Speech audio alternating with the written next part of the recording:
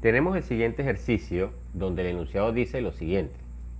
En los puntos A, menos 2,0 metros, y el punto B, 0,2 metros, están situadas las cargas puntuales más 3 microcoulomb y menos 4 microcoulomb.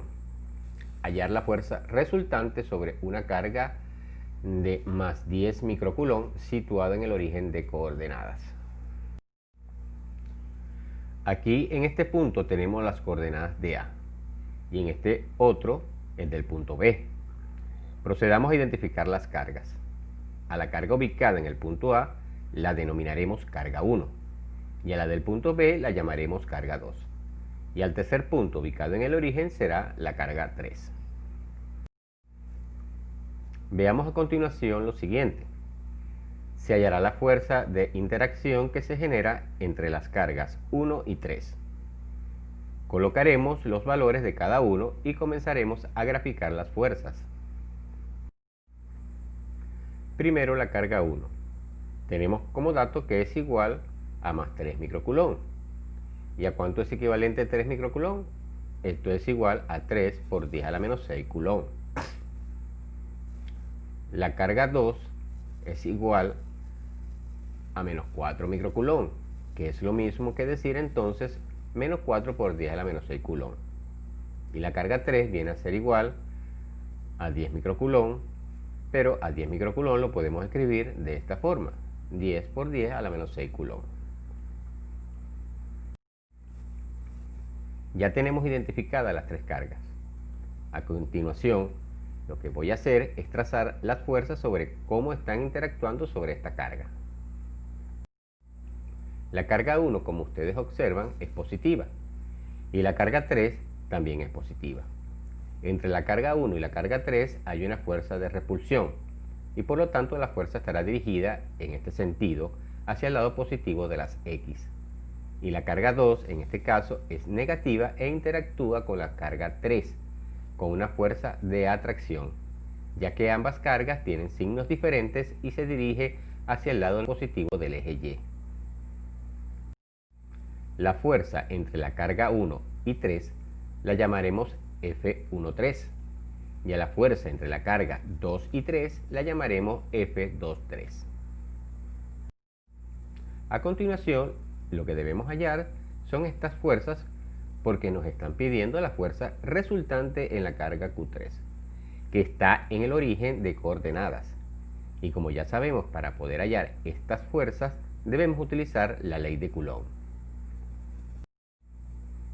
donde la fuerza de interacción de las cargas es igual a la constante de permitibilidad del medio por la carga 1 por la carga 2 sobre la distancia que la separa elevada al cuadrado y multiplicado por un vector unitario U, dado que la fuerza es un vector. Pero antes vamos a aclarar un pequeño detalle. Esta constante K, llamada constante de permitibilidad del medio, se refiere al medio en el cual están interactuando las cargas. Casi siempre suele ser el vacío, pero no necesariamente tiene que ser el vacío. Entonces, dependiendo dónde se haga el análisis, el valor de esta constante cambia. Para nuestro caso utilizaremos la constante de permitibilidad en el vacío y que es igual a 9 por 10 a la 9 newton por metro cuadrado entre coulomb al cuadrado. Entonces, con estas expresiones ya establecidas vamos a comenzar a hallar la fuerza F13 y la fuerza 23. La fuerza 13 será igual a la constante de permitibilidad en el vacío K multiplicado por la carga 1 y por la carga 3, dividido entre la distancia al cuadrado. Pero la fuerza 13 se dirige hacia el lado positivo del eje horizontal y cuyo vector unitario que le corresponde es el vector unitario y positivo.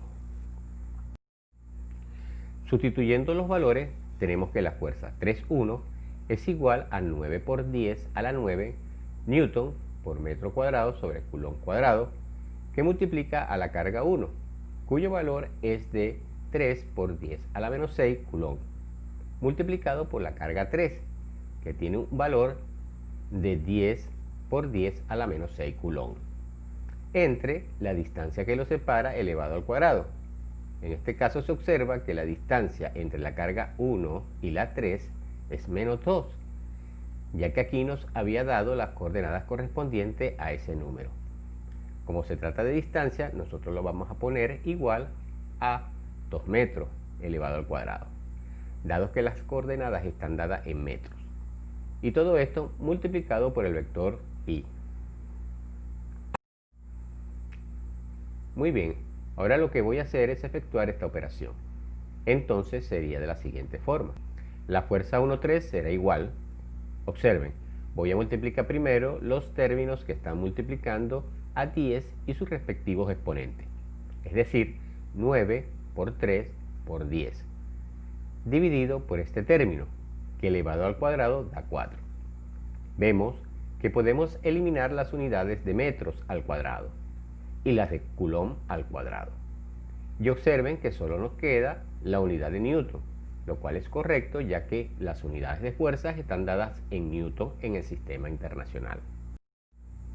Pero no olvidemos que todavía faltan los términos de base 10 con sus respectivas potencias, que debemos tomar en cuenta. Es decir, 10 a la menos 6 por 10 a la menos 6 es igual a 10 a la menos 12, ya que cuando las bases iguales se multiplican, los exponentes se suman.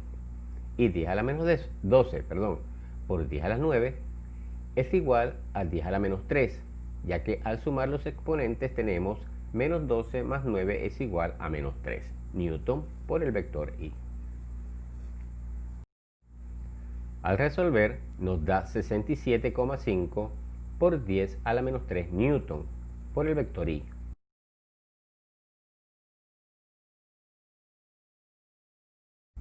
Simplificando la expresión, dividiendo entre 1000, ya que 10 a la menos 3 es igual a 1 entre 1000, nos da el valor de 0,0675 newton por el vector i. Y esta sería la respuesta para la fuerza que está en el eje horizontal. Nos falta entonces hallar la fuerza que está en el eje vertical, que es la fuerza 2,3. Para esta fuerza el proceso es similar y la expresión quedaría de esta forma, donde la fuerza es igual a la constante K por Q2 por Q3 entre la distancia que la separa al cuadrado. En este caso el vector unitario de la fuerza 2,3, como se observa, va dirigido hacia arriba en el eje vertical, por lo tanto le corresponde el vector unitario J. Reemplazando los vectores, ahora tenemos 9 por 10 a la 9 newton metros cuadrados entre coulomb cuadrado, multiplicado por la carga 2, cuyo valor es de menos 4 por 10 a la menos 6 coulomb. Cuando se trata de calcular la fuerza, no se considera el signo negativo. Simplemente lo escribimos como tal, es decir, 4 por 10 a la menos 6 coulomb. Entonces, ustedes se preguntarán, ¿para qué sirve el signo? El signo solamente se utiliza para darnos a entender hacia dónde está dirigido la fuerza, debido a la fuerza de atracción o repulsión. Y multiplicando por la carga 3, de valor 10 por 10 a la menos 6 coulomb entre la distancia que la separa, la distancia que separa a la carga 3 y a la carga 2, 0 en el eje X y 2 en el eje y está dada en metros cuadrados, entonces esto vendría a ser igual a 2 metros elevado al cuadrado por el vector unitario J. Igual que en el caso anterior, voy a dejar indicados estos valores de acá. Y luego vamos a comenzar a desarrollar. La fuerza 2,3 será igual a 9 por 4 por 10, dividido por este término, que elevado al cuadrado da 4, y multiplicado por 10 elevado al exponente. Fíjense que es el mismo caso del anterior, menos 6 es igual a menos 12, y menos 12 más 9 es igual a 3. Coulomb al cuadrado con coulomb al cuadrado se eliminan los términos, y también se eliminan los metros al cuadrado y nos quedaría la unidad en newton por el vector unitario J. Resolviendo la ecuación tenemos que el valor de la fuerza 2,3 es 0,09 newton en la dirección J, y en definitiva esta sería la respuesta para la fuerza que está en el eje vertical. Teniendo estas dos componentes podemos hallar la fuerza resultante en la carga 3, donde la fuerza resultante es igual a la fuerza 1,3 más la fuerza 2,3. ¿Y esta fuerza resultante cómo se ubica en esta gráfica? Observen entonces. Donde termina la flecha proyectamos hacia el eje vertical y luego a partir de acá hacia el eje horizontal. Justo en el cruce es donde está ubicado el vector resultante, es decir, de esta forma. Entonces simplemente sustituimos y la fuerza resultante será igual a la fuerza F1,3 de 0,0675 Newton en la dirección Y, más la fuerza 2,3 que es la de 0,09 Newton en la dirección J. Esta sería la respuesta para este ejercicio.